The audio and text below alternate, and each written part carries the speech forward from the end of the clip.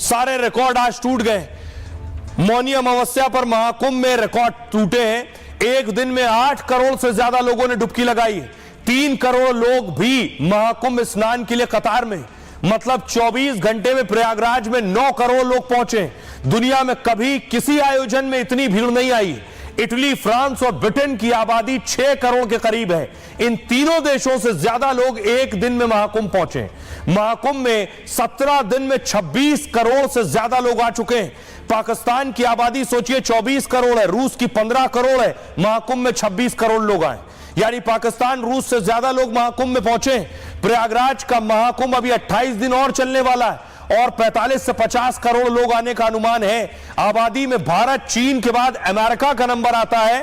पूरे अमेरिका की आबादी सोचिए 35 करोड़ है और अकेले प्रयागराज में महाकुंभ में 45 से 50 करोड़ लोग पहुंचने वाले हैं, यानी अमेरिका से भी ज्यादा लोग आ रहे हैं।